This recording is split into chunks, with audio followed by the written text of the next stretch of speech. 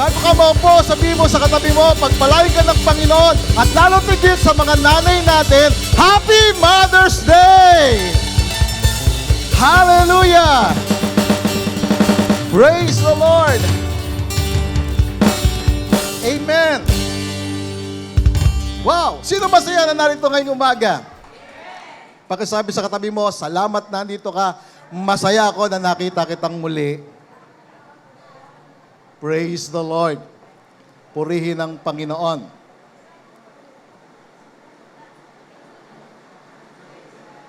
Pwede ba natin palakpakan ng Panginoon? Blessing yan. When it rains, it pours. Pag umuulan, talagang binubuhos. Ibig sabihin, binabasbasan tayo. Amen. Isa pang malakas na palakpak sa Panginoon. Tandaan po natin, mga kapatid, ang pagmamahal natin sa magulang ay tanda o pagpapakita ng lalo't higit na pagmamahal natin sa Diyos. Amen? Dahil maliwanag sa atin ng ating mga magulang, especially ng mga nanay natin ngayon, sila po ay regalo ng Diyos sa atin. Regalo ng Panginoon. At ang nanay ang pinakamahalaga sa tahanan. Of course, ang tatay mahalaga. Pero ang nanay talaga mahalaga. Ano po? Of course, both of them mahalaga. But today, we celebrate the Mother's Day. And nais ko pong kunin yung opportunity na ito na i-greet yung aking wife, si Mary Grace ng Happy Mother's Day. Palakpakan po natin. Yan, ang aking anak na si Jana. Happy Mother's Day, of course, kay Nanay Christy. At maging sa bawat isa sa lugar na ito, Happy Mother's Day. Amen. Lalo na po yung mga feeling mo, nanay ka, pero wala kang anak at naging nanay ka for the sake of having somebody in your life. Nawa, ma-appreciate mo yung araw na ito. Yung mga guardians, yung mga foster mothers, ay nire-recognize natin at binibigyan natin ng pagkilala at pagbati ng Happy Mother's Day. So, tandaan po natin ngayong umaga na ang Mother's Day ay hindi lamang ito big deal sa mga nanay, kundi ito po ay big deal sa lahat po sa atin. Bakit po? Kasi ito ay nagbibigay sa atin ng pagkakataon na parangalan po natin sila. To give honor to whom honor is due. So today, ako po ay mangungusap sa paksang honor your mother. Amen? Parangalan mo ang nanay mo. Bigyan natin ng parangal ang mga nanay. Alam nyo, sa Bible, in Exodus chapter 20, ang Diyos nagbigay po sa atin ng 10 Commandments. At ang ikalimang utos ay nagsasabi sa Exodus chapter 20, verse 12, ang ganitong salita. In the New International Version, it says, honor your father and mother so that you may live long in the land that the Lord your God is giving you. Parangalan mo ang tatay mo, ang magulang mo, ang nanay mo especially, so that you may live long, mabuhay ka ng mahaba sa lugar o sa lupain na kung saan ipinagkaloob ito ng Diyos sa iyo. At ito po'y inulit at dinoble yung pangako. Makikita natin dyan yung pangako dyan, isa lang. No? That you may live long. In the New Testament, it says in Ephesians chapter 6, verse 2, sabi rito, honor your father and mother, which is the first commandment with promise. No? Ito yung unang utos na mayroong pangako. Mayroong kalakip na pangako.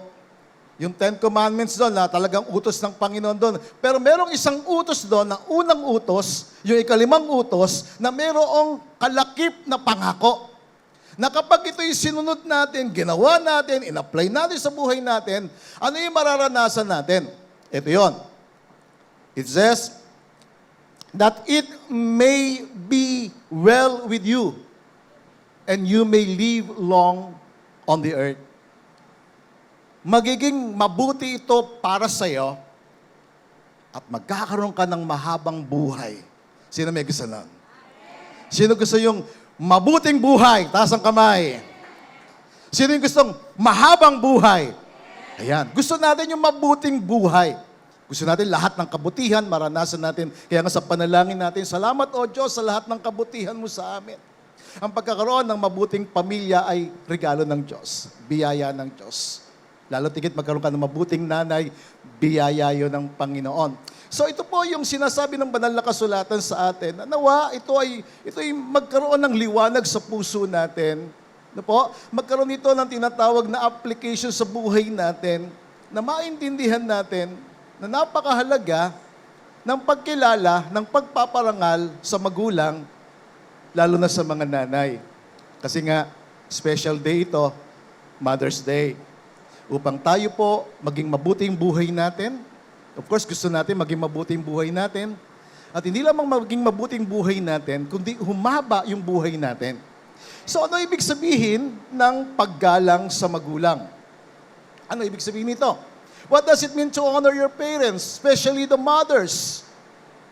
You see, ang ibig sabihin nito, to honor simply means to show appreciation, respect, and value. Pagka pinaparangalan mo ang isang tao, ina-appreciate mo siya. Nire-respeto mo siya.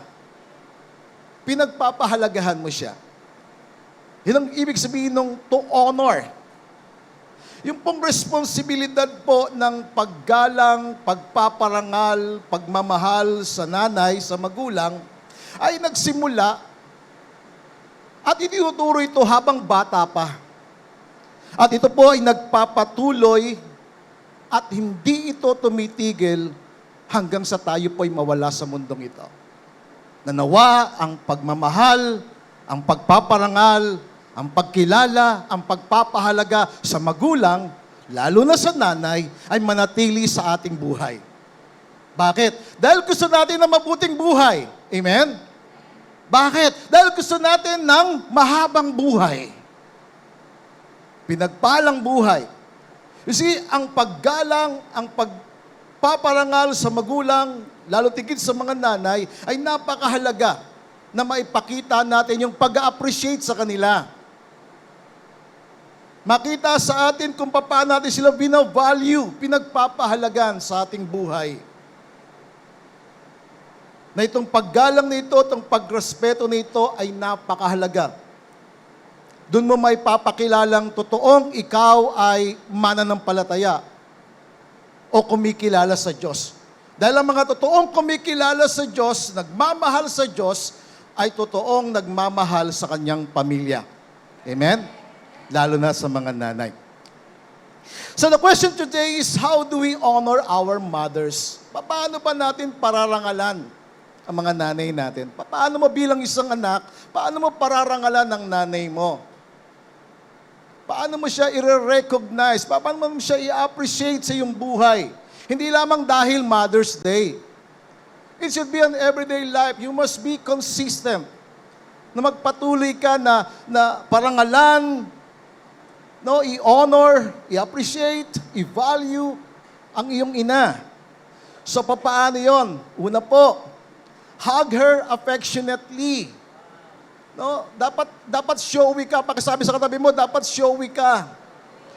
Dapat merong PDA, public display of affection. No?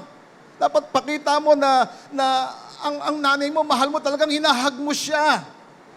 Hindi lamang nung bata ka, hanggang sa maging malaki ka na, inahag mo siya. Niyayakap mo siya. Na hindi ka mahihiya. Bakit? Kasi nanay mo siya eh. Yun yung pagpapahalaga mo sa kanya. Yun yung pagpaparangal mo sa kanya. Yung ibang kabataan, pagka malaki na, teenager na, parang nahiya na silang yakapin ng nanay eh. Hindi ka dapat tumitigil sa pagyakap sa nanay mo. Dahil doon mo pinapakita ang pagpaparangal mo sa kanya. Amen? Show your honor to your mother by hugging or embracing her with so much affection na mayroong pagmamahal. Ngayon, kung hindi mo na niyayakap yung nanay mo, dapat mo siyang yakapin. Hindi yung wala na yung nanay mo, tsaka mo gusto siyang yakapin. Alam niyo, sa totoo lang, hindi ko natutunan ang pagmamahal sa magulang nung bata ako kasi marami kami. Mga magulang ko, puro trabaho. Pero alam niyo, nung nakilala ko ang Panginoon, nung na-inlove ako kay Lord, na-inlove ako sa magulang ko. Natutunan ko silang mahalin. Of course, may mga magulang na hindi perpekto. Pero hindi mahalaga yon. Kundi maintindihan mo na meron kang magulang o meron kang tatay o meron kang nanay na ibinigay ng Diyos sa'yo na dapat mo silang ikarangal. So hug her affectionately or embrace her, yakapin mo siya. The Bible says in Proverbs chapter 4, verse 8, it says, cherish her and she will exalt you. If you embrace her, she will honor you. You see, ito pong talatang ito tumutukoy sa isang karunungan. Pero it talks also about the mother. Na kapag chini-cherish mo yung nanay, she will exalt you. She will promote you. If you embrace her, she will honor you. Kaya nga, pahalagahan mo siya, itataas ka niya, pararangalan ka niya kapag niyakap mo siya. Kasi nakukuha mo yung kalooban ng iyong ina kapag yung bang inahag mo siya.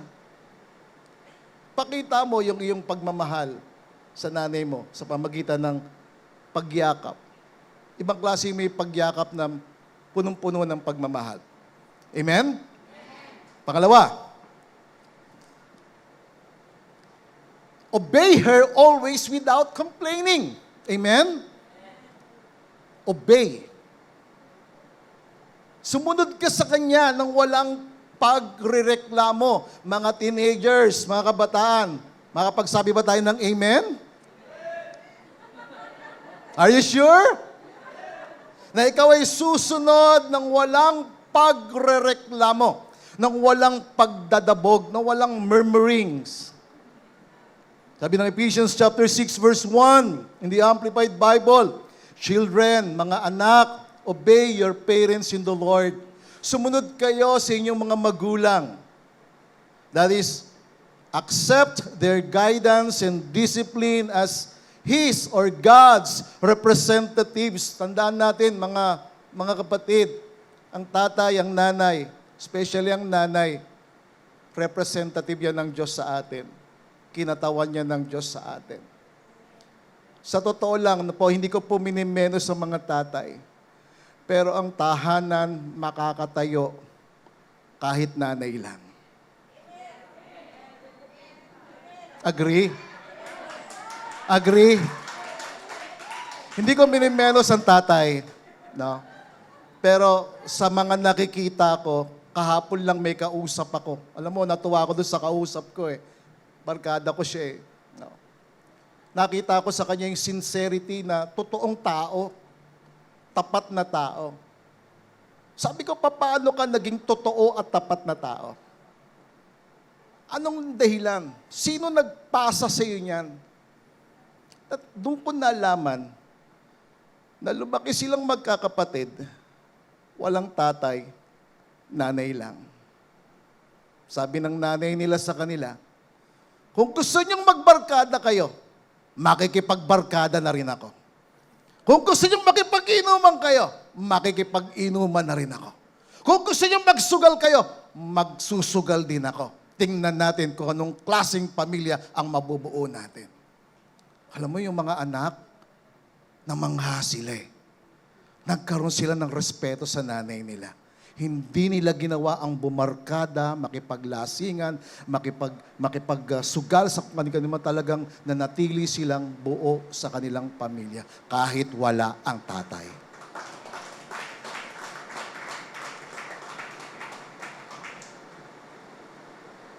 Kahit ang langit nagpupuri, ang lakas ng ulan, parang merong agreement. Sa Biblia, ang Hudyo ay nagiging totoong Hudyo dahil sa nanay. Ang laki ng factor ng nanay sa pamilya. Of course, hindi ko minimeno sa mga tatay. May mga tatay na matuwid, mabuting tatay. Pero bigyan natin ng appreciation ng mga nanay. Amen? Pwede pa natin palakpakan ng mga nanay? Kasi ang nanay, representative ng Diyos sa atin. Sabi ng Bible, obey your parents in the Lord. That is to accept their guidance and discipline as His or God's representatives, for this is right. Ito yung tama, mga kapatid. Ito yung tama. Sumunod tayo, walang pagrereklamo. Obey without complain. Ano man sinasabi ng magulang? Ang magulang hindi magsasabi, hindi magsasalita yan ng ikasasama ng anak. Lagi ang gusto ng magulang ay para sa kapakanan, laging tama. No? This is right. For obedience teaches wisdom and self-discipline. Sundin natin sila. Sabi sa Tagalog, mga anak, sundin nyo ang inyong mga magulang. Alang-alang sa Panginoon, sapagkat ito ang nararapat. Gawin po natin yon. Amen? Una, hug. Pag uwi nyo, nandito man yung nanay mo, i-hug mo, Nay, I love you. No? Ipaalala mo sa kanya na importante siya, mahalaga siya sa iya. Kasi mahirap yung isang araw, wala ka ng nanay na mayayakap. Habang buhay pa ang nanay, yakapin mo na siya. Amen? Purihin ng Panginoon. Pangalawa, sumunod ka. Huwag mong bibigyan ng sama ng loob ang nanay mo. Pakiusap. Huwag mong bibigyan ng sama ng loob. Kasi ang nanay, malambot yung kalooban madaling masaktan Yung konting salita lamang, talagang ibang nanay. So, obey her. At pangatlo, nourish her with your unconditional love. Ano ibig sabihin nun? Yung pang i-feed mo siya o sustain mo siya ng iyong pagmamahal na unconditional. Show your honor to her by loving her unconditionally and by reminding her of how much she is needed constantly. Paalam mo sa kanya na, Nay, importante ka sa akin. Mahalaga ka sa akin. Ipadama mo sa kanya yung pagmamahal. The Bible says in Proverbs chapter 10 verse 21, the lips of the righteous nourish many. Ang bibig daw ng matuwid ay maraming pakinabang. Nagbibigay ng pakinabang sa maraming tao. Lalo tigit sa iyong pamilya, sa iyong magulang. Sabi diyan, but fools die for lack of sense. Ang mangmang ay namamatay ng walang karunungan. Ano po ibig sabihin ng the lips of the righteous nourish many? What does it mean? You see, it means to be like a righteous person. Speak well of your parents. Magsalita ka ng mabuti. Magsalita ka na may pakinabang. Hindi yung salita na nagdi-degrade ng pagkatao ng iyong magulang. Whether in public or private, make it sure na pinaparangalan mo ang magulang mo. Pinaparangalan mo ang nanay mo. Huwag mong i-degrade ang nanay mo. Meron akong kilala. Ang galing niyang magsalita sa ibang tao. Pero yung nanay niya, masasakit yung salita na kanyang nasasabi. Minsan, hindi tayo nagdi-disagree sa magulang. Minsan, hindi natin nagugustuhan yung sinasabi nila. Pero mas mabuti na lamang ang tumahimik kaysa magsalita ng nakasasakit. Agree? Kung hindi mo naiintindihan, kung hindi mo kayang tanggapin yung sinasabi ng magulang, ay magulang yan Just be forgiving and loving always. Amen? Magpatawad. Bakit? Kasi sabi ng Proverbs chapter 20, verse 20, it says, whoever curses his father or his mother, his lamp will be put out in deep darkness. Siyang sumusumpa sa kanyang ama o sa kanyang ina. Siya na sinusumpa niya. In other words, nagsasalita ng masasakit na salita sa kanyang magulang. Sa kanyang tatay o sa kanyang nanay ng masakit na salita. Tandaan niyo po ang sinasabi ng banal na kasulatan. Ang kanyang ilawan ay papatayin sa kalaliman ng kadiliman. Ibig sabihin, walang magiging liwanag sa kanyang buhay. Hindi magliliwanag ang kanyang buhay. Hindi magsha-shine ang kanyang buhay. Hindi magiging mabuti ang kanyang buhay. Hindi ahaba ang kanyang buhay. Kaya napakahalaga ng sinasabi ng banal na kasulatan. Ang Diyos mismo nire-recognize, kinikilala, ina-appreciate ang kahalagahan ng magulang, lalo tigit ang nanay. Amen? Maging totoo tayo sa ating sarili. Pwede bang pakalagay natin yung kamay natin sa dibdib natin? Maging totoo tayo at tapat sa ating sarili. Amen? Na kung ano yung sinasabi natin, ginagawa natin. Na hindi lamang tayo mabuti sa ibang tao, lalo tigit maging mabuti tayo sa kasama natin sa bahay, sa magulang, sa tatay, sa nanay. Sapagkat ang sino man nagsasalita ng masama sa kanyang magulang, hindi siya magliliwanag. Hindi magiging mabuti ang kanyang buhay. At tandaan po natin, anumang bagay na ginagawa natin sa magulang natin, gagawin din sa atin ng magiging mga anak natin, ng generation natin. Matututo sila sa kung anong ipinapakita natin. Sa mata ng isang bata, ang ginagawa ng matanda ay nagiging tama. Mag-ingat po tayo. So, i-nourish natin ng ating pagmamahal ang ating magulang, o particularly ang ating ina. Nourish her with your unconditional love. And 4, offer yourself to help her with her daily chores. I-offer mo yung sarili mo na tulungan siya sa mga gawaing bahay. Amen? Amen? Parang ang hirap nitong... May mga kabataan ba, may mga anak ba na bago maglaro sa labas ay naglilinis muna ng bahay, tinutulungan muna si nanay sa paghuhugas ng pinggan, o pagkakain ay iniwanan na kagad yung pinagkainan at bahala na si nanay dyan sapagkat gawain ni nanay yan. Hindi dapat. If you want to honor your mother, if you want to show your love for her, offer yourself to help her with her daily chores. Sa mga gawaing bahay. I-offer mo yung sarili mo. Hindi yung kinakailangan ka pang utusan, kinakailangan magkaroon ka ng kusa. Kapag ikaw ay nag-offer ng yung sarili, alam mo, nagbibigay ka ng kasiyahan, nagbibigay ka ng ngiti sa iyong ina. The Bible says in Proverbs chapter 23, verse 24, the father of the righteous, ang ama ng taong matuwid ay puno ng kagalakan. Kapag ang isang bata matuwid, bakit siya matuwid? Kasi ginagawa niya yung tama, kasi nasa tamang kalagayan siya.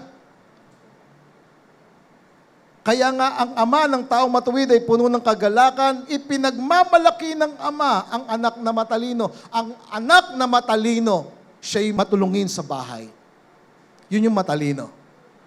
Nakikita niya yung kalagayan ng kanyang magulang, nakikita niya yung kalagayan ng kanyang ina, kaya nga ipinagmamalaki siya.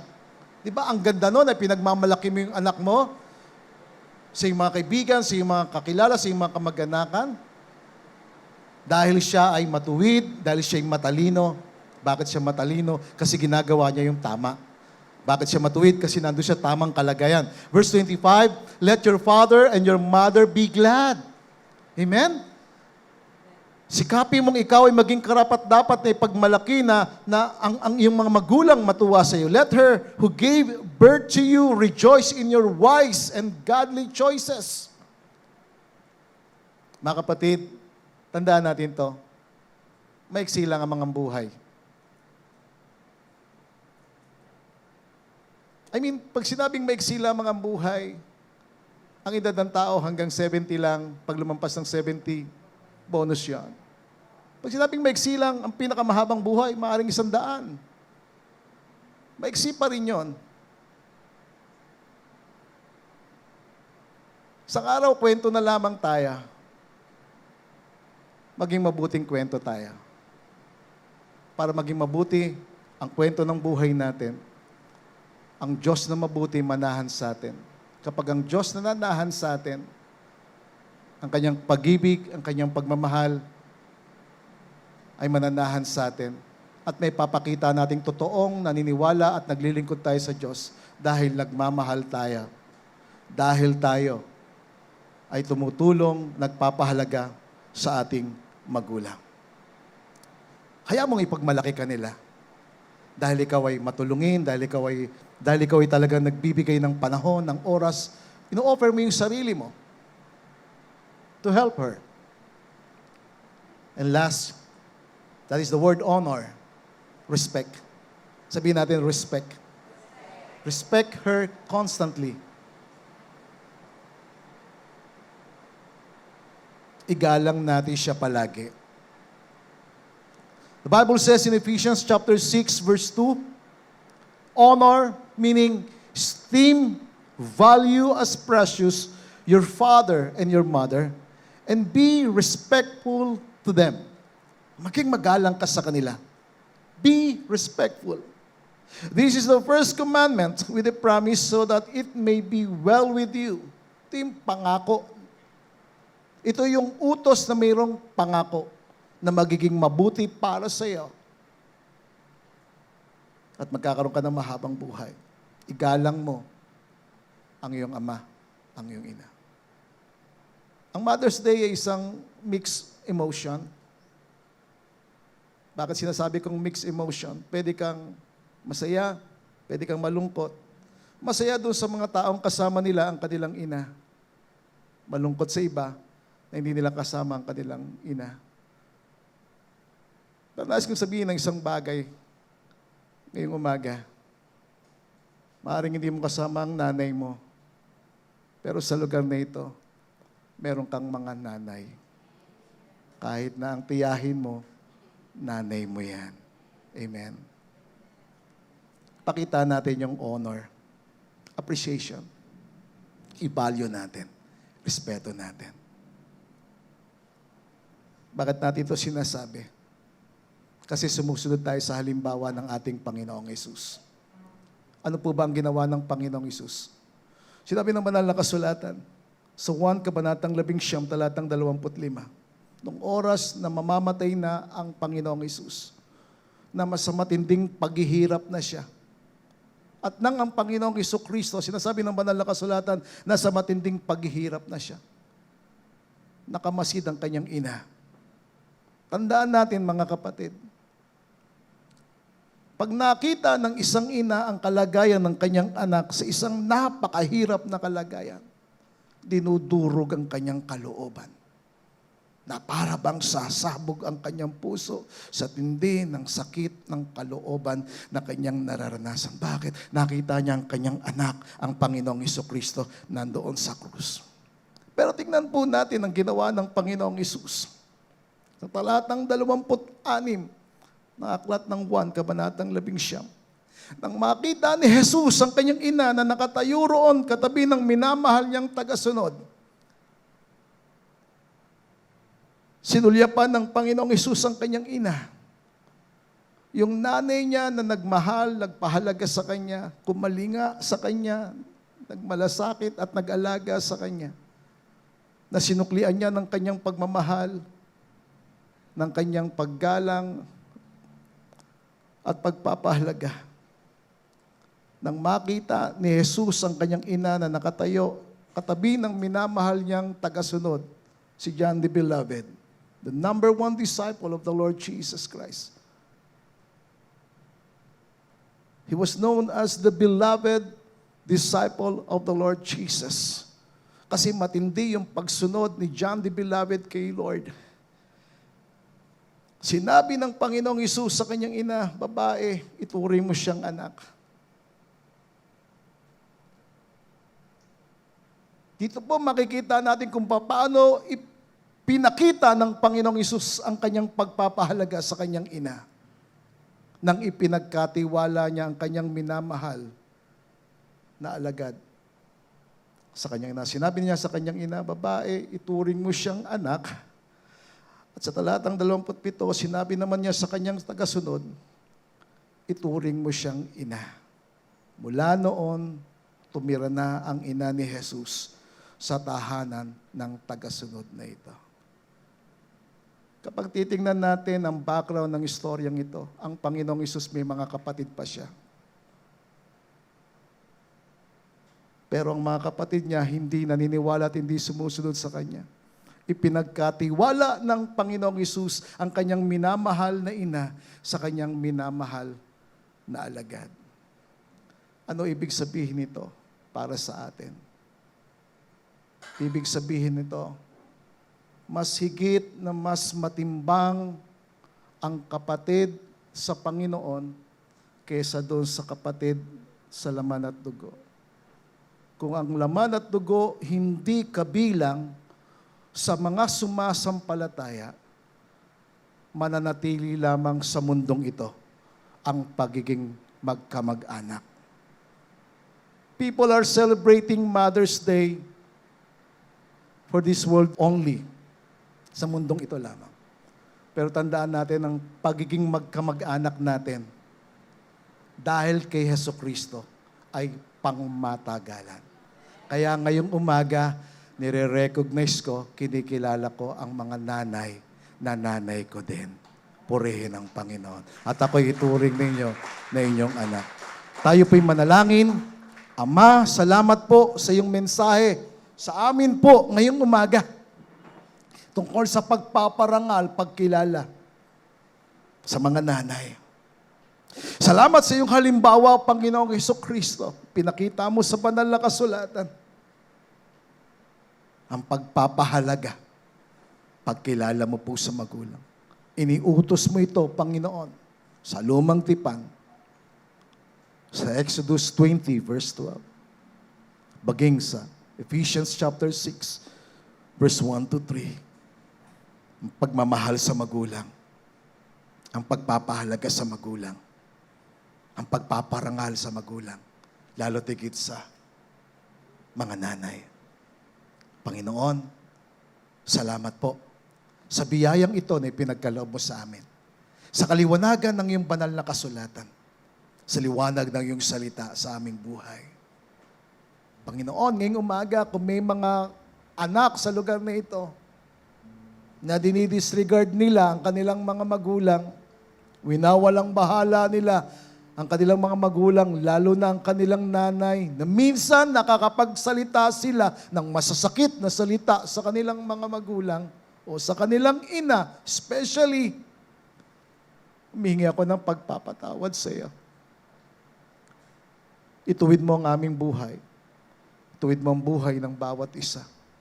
Ipaalala mo, O Diyos, sa bawat naririto, ang kahalagahan ng pagkakaroon ng magulang. That at the end of the day, it's about family. Not just family in the flesh and blood, but family for eternity. Having the Lord Jesus as our Lord and Savior. Thank you so much, Lord, for this opportunity that you have given to us. In the name of Jesus. In the name of Jesus. Habang ang mga ulo'y nakayuko, mga matay nakapikit, today, we celebrate the Mother's Day. We celebrate the family. We-celebrate natin ang pamilya. Pero nais kong sabihin sa inyo, kung ang pamilya mo ay hindi kumikilala sa Panginoon, o kung ikaw hindi ka pa kumikilala sa Panginoon, ang pagkakaroon mo ng pamilya ay sa mundong ito lamang. Hanggang dito lang. Sabi ng Panginoong Hesus, isang araw, dumating yung kanyang mga kapatid at pinapuntahan siya. Sabi sa kanya, narito ang iyong mga kapatid, narito ang iyong ina. Sabi ng Panginoong Hesus, ang aking ina, ang aking mga kapatid, ay yung gumagawa ng kalooban ng aking Ama na nasa langit. Ang totoong pamilya, ang totoong kapatid, ang totoong magulang, na magtatagal magpakailan paman,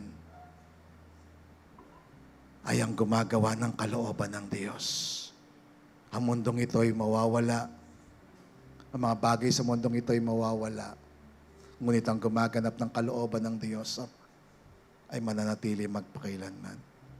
Pwede mong sabihin, Pastor, paano ko magagawa ang kalooban ng Diyos sa akin? Simple lang. Kung hindi ka pa pinaghaharian ni Jesus, wala pa si Jesus sa iyong puso, wala kang gabay. Wala ang Espiritu ng Diyos sa iyong buhay.